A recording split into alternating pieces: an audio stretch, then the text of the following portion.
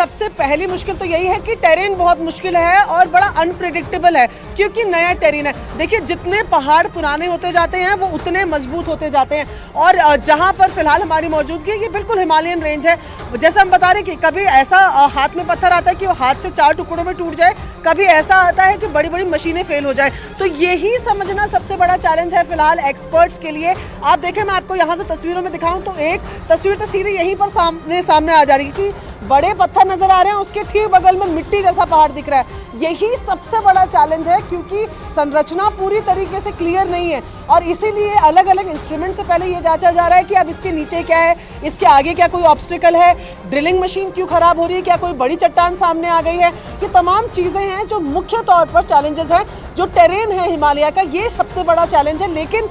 इसीलिए जैसे कि हमने बताया, इसी वजह से 5 मोर्चों से एक साथ ये शुरू कर दिया गया है कि अगर एक जगह डिफिकल्टी आ रही है तो दूसरी जगह, तीसरी जगह, चौथी जगह या फिर 5वीं जगह कहीं से भी उन फंसे हुए मजदूरों तक पहुंचा जाए, जिसका 5वां प्लान जो मैं आपको बता रही हूँ, जो कि सबसे लंबा प्लान है, जो कि सबसे दूर डिगिंग जिसमें करनी पड़ेगी, वो ये पूरा प्लान है। उस तरफ की टनल में इस वक्त हमारी मौजूदगी है। ये डंडाल गांव का तरफ खुलता हुआ इसका मुहाना है टनल का। ये 5वां प्लान है, लेकिन इसमें 450 मीटर के तकरीबन डिगिंग करनी होगी, और अभी जहां पर से कोशिश हो रही है वहां केवल 60 मीटर की ये डिगिंग करनी है। तो रास्ते भले छोटे हो, लंबे हो, मुश्किल हो, तमाम रास्तों को एक साथ अपनाया जा रहा है 5 के 5 मोड्स को, ताकि कैसे भी सुरक्षित इन तमाम मजदूरों को निकाला जा सके। मोनिका, बिल्कुल, तो देखिए लगातार ये प्रयास किए जा रहे हैं, जहां से बन पा रहा है, यानी कि जहां से संभावनाएं थोड़ी भी नजर आ रही हैं, वहां से जो एक्सपर्ट्स हैं लगातार युद्ध स्तर पर इस रेस्क्यू ऑपरेशन को सफल बनाने की कोशिश कर रहे हैं। लेकिन ये पहला वीडियो हम बार बार इसीलिए दिखा रहे हैं क्योंकि अभी तक ये नहीं पता था कि टनल के अंदर जहां पर मजदूर फंसे हुए हैं वहां पर स्थिति क्या है, वहां पर क्या संभावना है। अगर ड्रिलिंग होती है तो मलबा कहां पर गिर रहा है, क्योंकि देखिए जिस तरीके से प्रियंका इस पूरे टेरेन के बारे में समझा भी रही थी कि कुछ पत्थर ऐसे हैं जो आराम से टूट जाते हैं, कुछ ऐसे पत्थर हैं जो टूटते नहीं है, लगातार मलबा जो है वो गिर रहा है। तो दोनों छोर से, जहां से टनल शुरू हो रहा है और जहां टनल खत्म हो रहा है, वो तस्वीरें हमने आपको न्यूज़ 18 इंडिया पर दिखाई है कि किस तरीके से ये पूरा रेस्क्यू ऑपरेशन आगे बढ़ रहा है।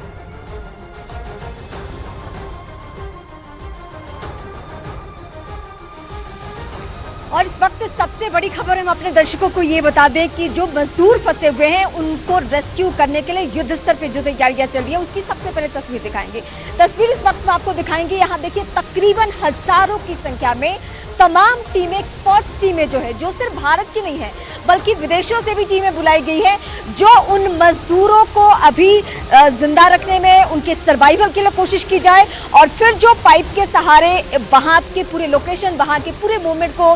देखने की कोशिश की जा रही है। उसके बाद पता चल पाएगा कि और कितना लंबा ये ऑपरेशन चलेगा।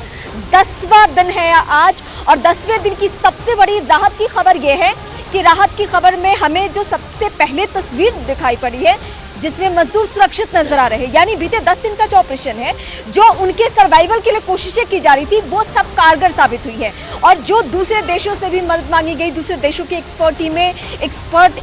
इक्विपमेंट्स जो है वो जो यहाँ पहुंचे हुए हैं, उससे ये उम्मीद बन में है कि जल्द से जल्द ये सभी मजदूर जो है वो निकल जाएंगे। ये तमाम जो तस्वीरें हम आपको दिखा रहे हैं, आप देखिए चारों तरफ जितने ये लोग दिख रहे हैं आपको, सब किसी ना किसी रूप में इन्हीं मजदूरों को निकालने की कोशिश कर रहे हैं। यहाँ सेना का भी मूवमेंट है, सेना को भी इस ऑपरेशन में शामिल किया गया है कि सेना भी इस ऑपरेशन में पहुंचकर और मदद करे, और उनकी सहायता इस लेवल से ली जा रही है क्योंकि जब भी आपातकाल में हम फंसते हैं तो सेना का ख्याल आता है। मैं सीधे अपनी सहयोगी प्रियंका का रुख करूंगी। प्रियंका, आप बीते 2 दिन से यहाँ पे हैं और यहाँ की स्थिति को और बेहतर तरीके से बता पाएंगी। क्या हमारे अगला 24 घंटे क्या कोई खुशी वाली खबर हम तक लेकर आएगा मजदूरों के लिहाज से? देखिए, साफ तौर पर कल से आज तक की अगर बात करें तो सबसे पहला अचीवमेंट जो इस पूरे ऑपरेशन में मिला है वो ये है एक लाइफलाइन पाइप जिसे कहा जा रहा है। 6 इंच का पाइप कल डला, उससे तो रसद का सामान तो पहुंचेगा ही, साथ में जो सबसे पहली तस्वीरें आई वो भी उस पाइप के जरिए ही आई। एक एंडोस्कोपी फ्लैक्सी कैम वहां पर लगाया गया और उससे जो तस्वीरें आई वो सबसे अहम और सबसे अहम जानकारी इस पूरे ऑपरेशन में वही है। लेकिन जो दूसरी बड़ी जानकारी वो है ये कि आज से वर्टिकल ड्रिलिंग का काम भी शुरू हो जाएगा। मशीनें आ चुकी हैं, पॉइंट्स पूरे फाइनल हो चुके हैं। ऐसे में आज से वर्टिकल ड्रिलिंग का काम भी शुरू हो जाएगा, यानी कि 5 मोर्चों में से तीसरा मोर्चा वो भी तैयार हो जाएगा। एक मैं ये तस्वीरें आपको दिखा रही हूँ डंडाल गांव की तरफ का जो टनल है, जहां से माइक्रो टनलिंग की जानी है और लोगों को निकालने के लिए रेस्क्यू ऑपरेशन करना है। ये दूसरा छोर है, एक छोर वो जो कि सिलक्यारा टनल की तरफ है, दूसरा डंडाल गांव की तरफ जो मैं तस्वीर दिखा रही हूँ। इसके अलावा वर्टिकल ड्रिलिंग आज से शुरू हो जाएगी। 88 मीटर की डिगिंग करनी है, होल करना है। वहां पर भी पहले एक लाइफलाइन पाइप और उसी के साथ साथ एक इवैक्यूएशन पाइप भी डाली जाएगी, जिससे कि लोगों को निकालने में सुविधा हो और जल्द से जल्द निकाला जा सके। तो बड़ी खबर फिलहाल यही, एक तो मजदूरों के साथ सीधा संपर्क साबित हो वो बैठ गया है, क्योंकि वो आप विजुअली भी एक दूसरे को देख सकते हैं, और दूसरा ये कि वर्टिकल ड्रिलिंग भी आज से शुरू हो जाएगी। ठीक है, मैं प्रियंका आपके पास लौटती हूँ, लेकिन मैं अपनी दर्शकों की सहूलियत के लिए करके मैं फिर से तस्वीरें दिखाऊंगी। तस्वीरों पे फोकस करना इसलिए जरूरी है क्योंकि जो दर्शक इस वक्त इस खबर को बारीकी से समझना चाहते हैं, वो जानना चाहते हैं कि मजदूरों की स्थिति क्या है, या जो हमारे तमाम स्पोर्ट्स टीमें हैं वो क्या कर रहे हैं इस वक्त। तो मैं वो टनल की तस्वीर सबसे पहले दिखाती हूँ। दरअसल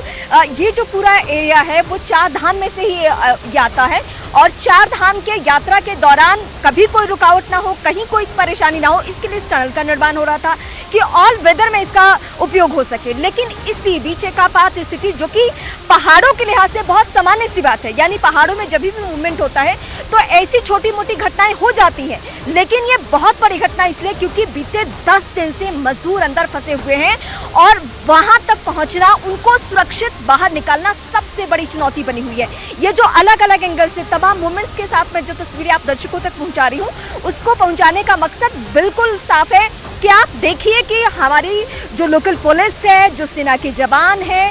जो ऐसी आपात स्थिति में फंसे हुए लोग होते हैं उनको सुरक्षित निकालने के लिए जो दुनिया भर की एक्सपर्ट टीमें हैं, उनसे राय मशवरा करके कैसे इनको बाहर निकालने की कोशिश की जा रही है। और मैं एक बार फिर से अपनी सहयोगी प्रियंका का रुख करूंगी। प्रियंका, आज के दिन क्या क्या होना है और आज का दिन किस तरीके से क्रूशियल है, वो जरा हमारे दर्शकों को बताइए, क्योंकि ये जानना बहुत जरूरी है कि 40 मजदूरों की तस्वीर देखकर ये सुकून तो हमें मिला कि वो सुरक्षित है, उन तक खाना पानी या ड्राई फ्रूट या जो भी चीजें पहुंच रही थी उसका असर दिख रहा है, और वो भी बहुत समझदारी से काम ले रहे हैं, यानी अंदर पैनिक सिचुएशन नहीं है। कम से कम ये तो बातें हो गई है, लेकिन अगला क्या कदम है आज के दिन के लिहाज से?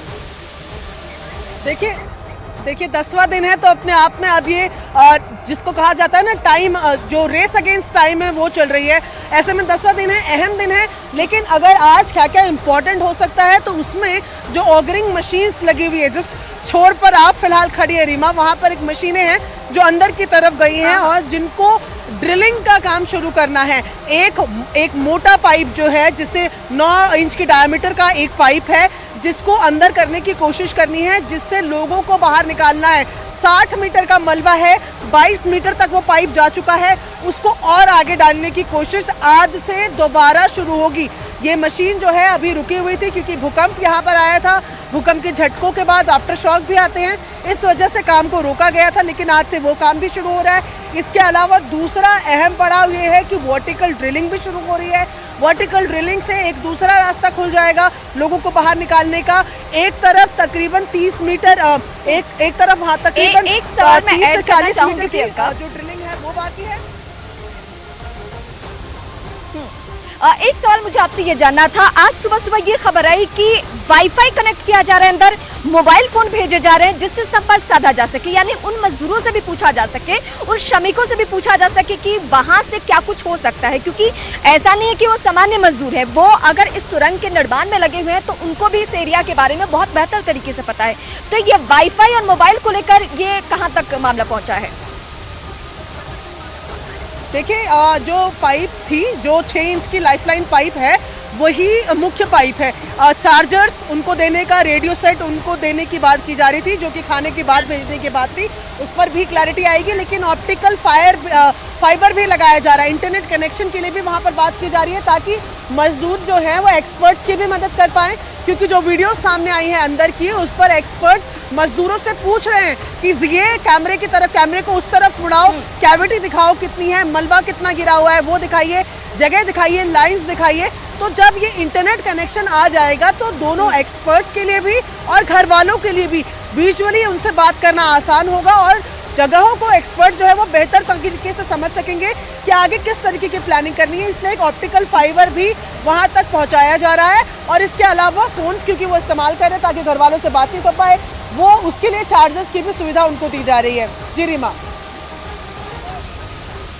जी, मैं आपके पास फिर लौटती हूँ, लेकिन इस बीच एक बार फिर मैं तस्वीरों पे फोकस करना चाहूंगी क्योंकि हम यहाँ पे ग्राउंड पे अपने दर्शकों के लिए पहुंचे हैं कि जो मजदूर फंसे हैं वो जल्द से जल्द बाहर निकले और वो सारी प्रक्रिया हम आपको दिखा सके, क्योंकि जो भी मजदूरों के परिवार, रिश्तेदार या फिर देश का हर एक नागरिक इस वक्त ये जानना चाहता है कि उनकी स्थिति क्या है, तो उनके लिए क्या क्या अभी तक कदम उठाए जा रहे हैं वो मैं फिर तस्वीरों के जरिए आप दर्शकों के सामने बयां करती हूँ। आप देखिए, सबसे पहले तो मैं सुरंग की तस्वीर दिखाऊंगी, टनल की तस्वीर दिखाऊंगी जिसके निर्माण कार्य में ये सभी मजदूर लगे हुए थे। और ये सिर्फ यहीं पर टनल का निर्माण नहीं हो रहा है, ऐसा नहीं है कि हाँ ये सच है कि प्रकृति से जब भी छेड़छाड़ की जाती है तो इस तरीके से घटनाएं होती है, लेकिन सर्वाइवल के लिए